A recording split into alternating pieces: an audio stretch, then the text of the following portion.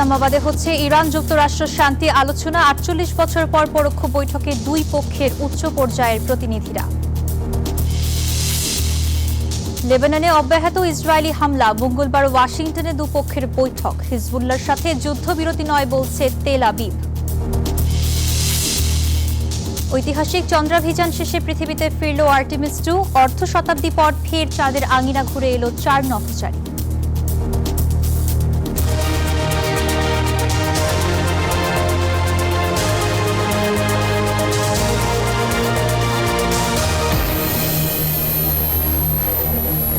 স্বাগত গ্লোবাল টাইমে। বিশ্বের নানা প্রান্তের খবর নিয়ে আপনাদের সঙ্গে আছি আমি মেহেরুন্নেসা মেঘলা। দেখছিলেন শিরোনামগুলো। পাকিস্তানের ইসলামাবাদে আজ বিকেলে অনুষ্ঠিত হবে ইরান যুক্তরাষ্ট্র শান্তি আলোচনা। ৪৮ বছর পর এক টেবিলে বসবে এই দুই দেশ।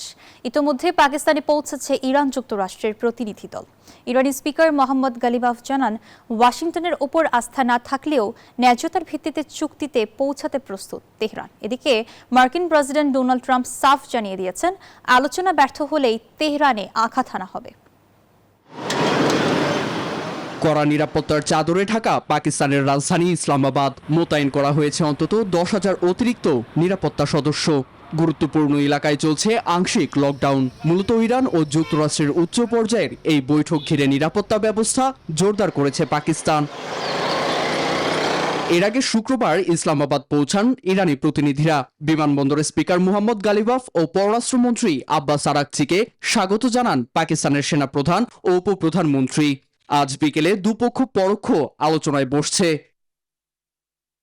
বৈঠকের শুরুতেই লেবাননের যুদ্ধবিরতি ও তেল বিক্রির পাওনা অর্থ ফেরত পাওয়ার দাবি জানিয়েছে ইরান। এসব শর্ত পূরণ না হলে আলোচনা ফলপ্রসূ হবে না বলে সতর্ক করেছে ইরানি স্পিকার।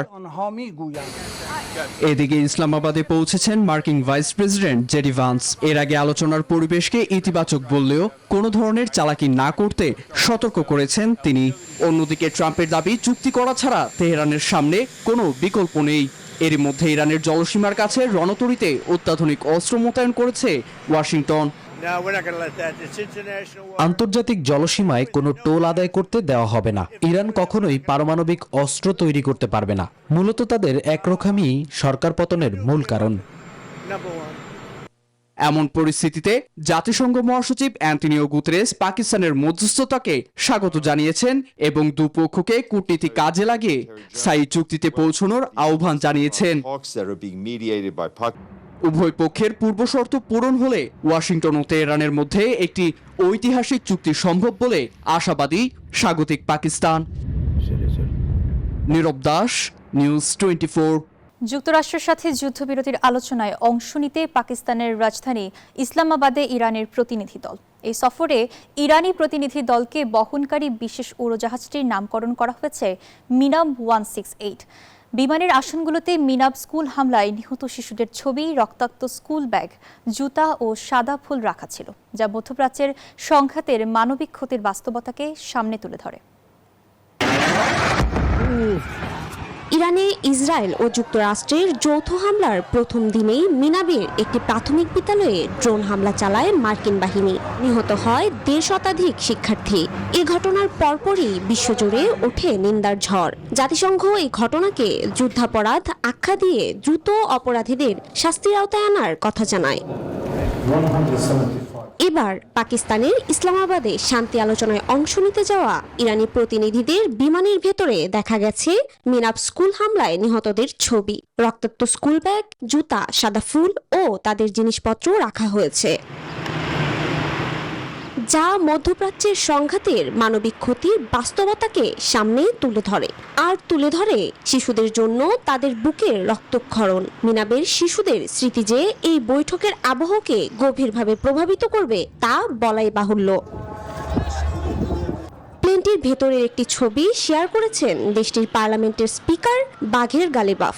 তিনি লেখেন, এই ফ্লাইটে আমার সঙ্গীরা মিনাব 168। যুদ্ধের ধ্বংসস্তূপের মাঝেও শান্তির বার্তা পৌঁছে দিতে ইরানের এই প্রতীকী পদক্ষেপ আন্তর্জাতিক কূটনীতিতে এক নতুন দৃষ্টান্ত তৈরি করেছে।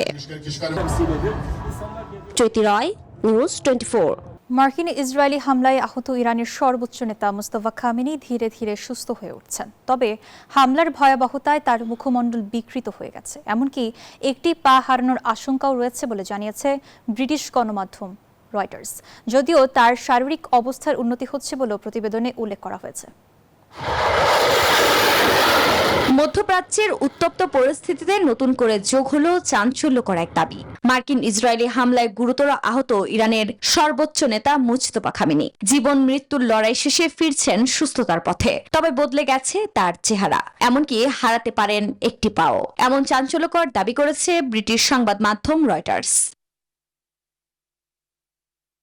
প্রতিবেদনে আরও দাবি করা হয় ৫৬ বছর বয়সী মুজতবা অবশ্য আঘাত থেকে সেরে উঠছেন এবং মানসিকভাবে সজাগ সচেতন আছেন। এমনকি এমন শারীরিক অবস্থাতেও প্রায় প্রতিনিয়ত ইরানের জ্যেষ্ঠ কর্মকর্তাদের সঙ্গে অডিও মাধ্যমে বৈঠক করছেন তিনি, এমনকি অংশ নিচ্ছেন সিদ্ধান্ত গ্রহণেও। ইসলামাবাদে মার্কিন প্রতিনিধিদের সঙ্গে ইরানি প্রতিনিধিরা বৈঠকে কি আলোচনা করবেন, কেমন সিদ্ধান্ত নেবেন সে বিষয়েও অডিও মাধ্যমে যুক্ত থেকে পরামর্শ দিয়েছেন মুজতবা। তবে পুরোপুরি সুস্থ হতে সময় লাগবে বলে ধারণা করা হচ্ছে।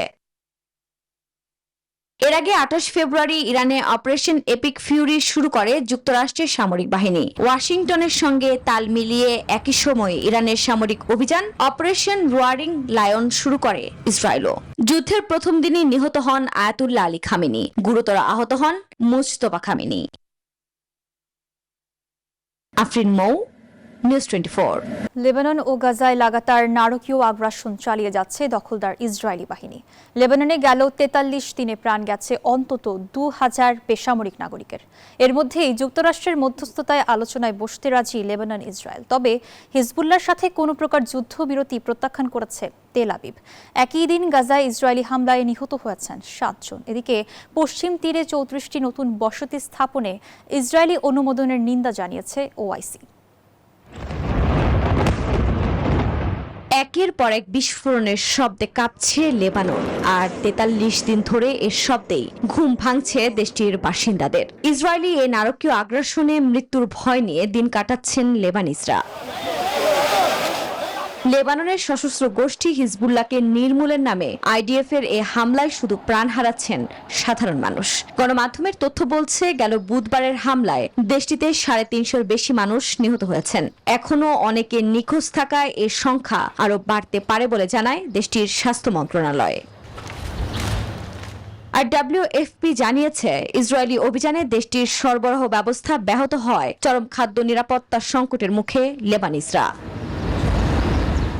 এ পরিস্থিতিতে আগামী মঙ্গলবার যুক্তরাষ্ট্রের মধ্যস্থতায় ওয়াশিংটনে আলোচনায় বসতে রাজি লেবানন। যদিও হিজবুল্লাহ ইস্যুতে নিজেদের অবস্থান পরিবর্তন করবেন না বলে সাফ জানান ইসরায়েলের প্রধানমন্ত্রী। তবে আলোচনার ফলাফল নিয়ে অনিশ্চয়তা প্রকাশ করেন লেবানিজরা।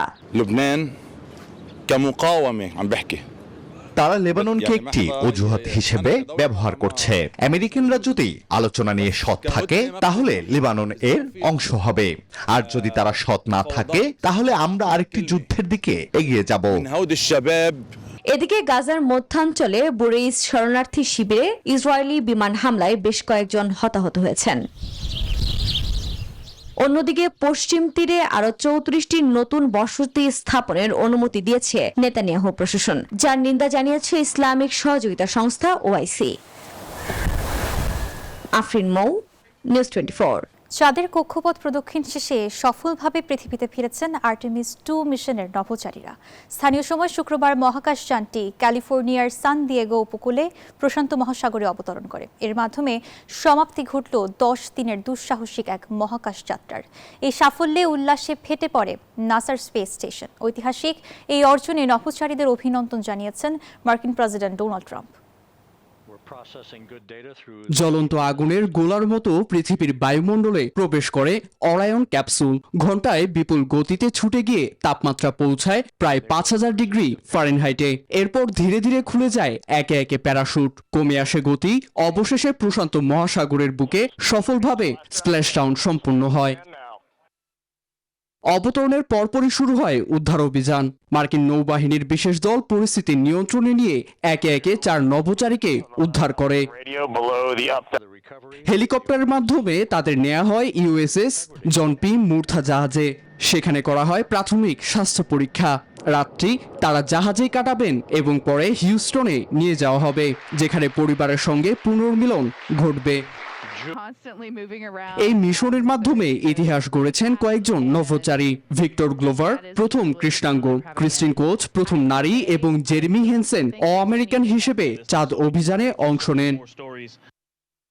মিশনের সফলতায় উচ্ছ্বাস প্রকাশ করেছেন মার্কিন প্রেসিডেন্ট ডোনাল্ড ট্রাম্প। তিনি একে যুক্তরাষ্ট্রের জন্য গর্বের মুহূর্ত হিসেবে উল্লেখ করে নভোচারীদের শিগগিরই হোয়াইট হাউসে আমন্ত্রণ জানানোর ঘোষণা দেন। পাশাপাশি ভবিষ্যতে মঙ্গল অভিযানের পরিকল্পনার কথাও তুলে ধরেন তিনি। নীরব দাস, নিউজ 24। ভারতের শেখ হাসিনার অবস্থান ও আইনি মর্যাদা নিয়ে কেন্দ্রীয় সরকারকে সরাসরি প্রশ্ন ছুড়েছেন তৃণমূল কংগ্রেসের সর্বভারতীয় সাধারণ সম্পাদক অভিষেক বন্দ্যোপাধ্যায়। শুক্রবার এক রাজনৈতিক কর্মসূচিতে বক্তব্য রাখতে গিয়ে অভিষেক বন্দ্যোপাধ্যায় কেন্দ্রীয় স্বরাষ্ট্রমন্ত্রীর সাম্প্রতিক মন্তব্য ঘিরে তীব্র আক্রমণ করেন। তার দাবি, অমিত শাহ কলকাতায় এসে মন্তব্য করেছেন পশ্চিমবঙ্গ বাংলাদেশ থেকে পরিচালিত হওয়ার থেকে দিল্লি বা গুজরাট থেকে পরিচালিত হওয়াই ভালো, যা কার্যত বাংলাকে বাংলাদেশ হিসেবে দেখার শামিল।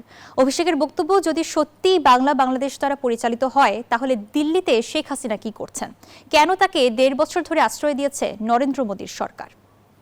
যদি বাংলাদেশ পরিচালিত করে তাহলে দিল্লিতে শেখ হাসিনা কি করছে, ওনার জবাব আছে? 1.5 বছর ধরে শেখ হাসিনাকে নরেন্দ্র মোদীর সরকার কি কারণে আশ্রয় দিয়েছে? কোন শিল্পপতিকে বাঁচানোর জন্য? শেখ হাসিনার স্ট্যাটাস কি? তিনি কি অনুপ্রবেশকারী না শরণার্থী?